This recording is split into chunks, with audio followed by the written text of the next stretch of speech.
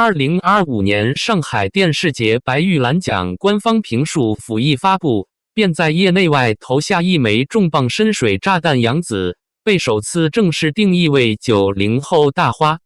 这一评价不仅是对她过去10余年演艺成绩的高度认可，更像是一记响亮的行业鸣锣，宣布属于杨紫时代的到来。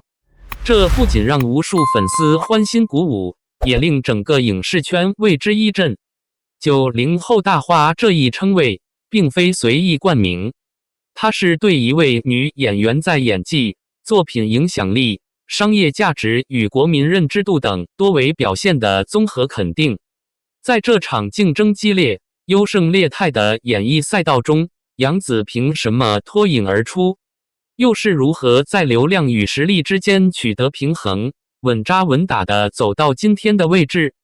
当我们回望她从《家有儿女》中那个古灵精怪的小雪，一路成长为能够独挑大梁的收视保障，不得不感叹她的成功绝非偶然。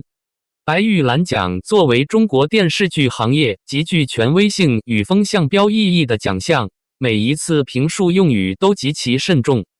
此次破天荒地将90后大花这一带有强烈指向性的标签授予杨紫，不仅意味着她已跻身新生代女演员的第一梯队，更释放出一个明确信号：中国影视行业已经正式进入杨紫引领的新时代。荣誉的背后，往往是更深层的期待与考验。当行业开始用大花标准去审视杨紫，她也将肩负起引领风向、传承演技、推动行业健康发展的责任。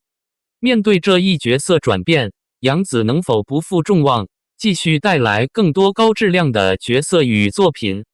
她又将如何在商业热度与艺术表达之间走出属于自己的花路？在2025年上海电视节发布的最新征片综述中，杨紫再次成为焦点人物。这一次，官方用前所未有的坚定语气，明确将她列入90后大花的行列，并将其主演的2部年度重点作品《长相思》第2季与《国色芳华》作为古装偶像剧板块的重要代表，给予高度评价。尤为引人注目的是，《国色芳华》被点名为实现传统文化输出与商业价值双突破的现象级爆款剧，成为本年度最具代表性和行业引领意义的作品之一。这一官方认可不仅为杨紫在激烈的90后小花竞争中再添重磅砝码，更是在行业维度上将她与赵薇、周迅等前辈大花并列而谈，标志着她的行业地位已经由潜力股迈入真正的核心层。若说过去她是凭借努力在竞争中突围，如今的她已经成为风向的塑造者。在征片综述中，评述特别指出，杨紫在《长相思》第2季中延续了首季的高完成度，将古偶剧的情感厚度与人物深度提升到新高度，而《国色芳华》则不仅完成了市场传播任务，更在传统美学、非遗工艺、汉服文化等层面实现了文化软实力的有效传递。这类作品不再只是单纯的偶像剧，而成为具备产业影响力的文化产品。杨紫的成长轨迹恰好也映照出整个行业对女演员的新期待，不仅要能扛剧，还要能引领；不仅要有流量，更要有内容。而她正是在这一轮时代转型中脱颖而出的代表。如今的她不仅是荧屏上的明星，更是中国新一代文化传播者与价值创造者。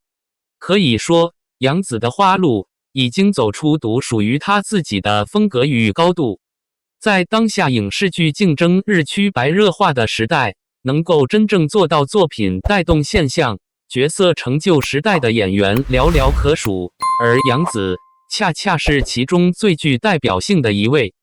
从香蜜沉沉烬如霜、亲爱的、热爱的到长相思、国色芳华，他手中握有多部累计播放量破100亿的现象级剧集，不仅刷新了平台纪录，更以一己之力推动了行业标准的再升级。其中2025年初强势开播的《国色芳华》尤为引人瞩目。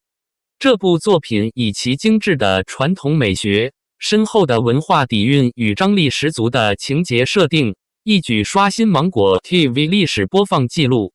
单集广告数量高达13个，成为年度商业价值与艺术表达并驾齐驱的代表作。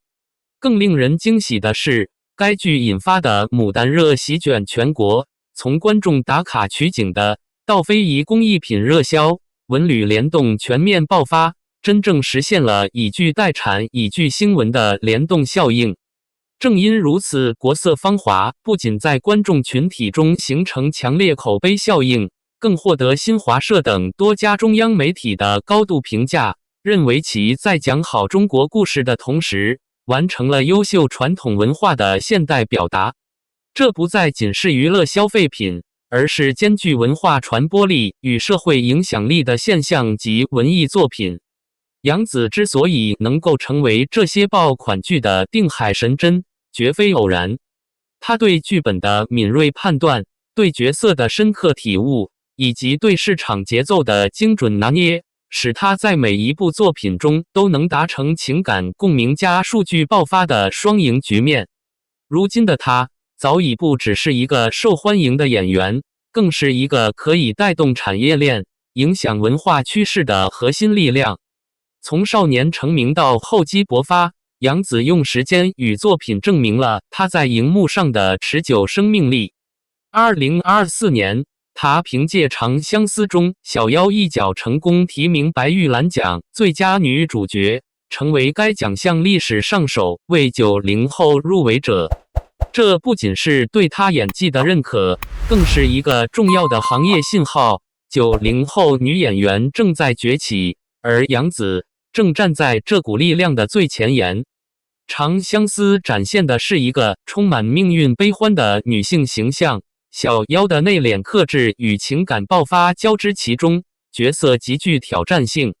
杨紫以细腻真挚的表演，将人物的孤独、挣扎与爱意层层剖开，打动无数观众，也赢得了业内一致好评。这一提名不只是荣誉，更是一种跨代的标志。曾经的童星已经以成年视角正式站上中国电视剧表演的核心赛道。而在2025年，国色芳华接棒成为热门剧王，业内纷纷预测其将成为本年度白玉兰奖最有力的竞争者之一。不同于长相思的情感深沉，国色芳华在传承传统文化的同时，更融入了女性成长、时代美学与民族情感的多重主题。杨紫不仅要在剧中完成角色塑造，更承担着整部剧价值输出的关键枢纽作用。她的角色不再只是动人，更承担起了讲述文化、传递美学、引发共鸣的复合性使命。正因如此，业内评价她是少有的兼具市场号召力与文化承担力的90后女演员，不仅有实力，也有高度。从第一个入围者到下一个赢家，杨紫的白玉兰之路正在一步步走向真正的高峰。而她所代表的不仅是个人的突破，更是中国新生代演员在艺术殿堂中愈发坚定有力的步伐。2025年，杨紫迈出了职业生涯中的关键一步，她正式接拍正午阳光出品的生态保护题材剧《生命树》，出演一位常年坚守高原，以生命守护自然生态的巡山女警白菊。不同于她以往塑造的青春爱情角色，生命树将她带入了一个更加艰苦、现实、富有使命感的世界。这一次，她不再是古偶女主或都市甜心，而是披上警服，素颜出镜，在雪域高原与风沙同行。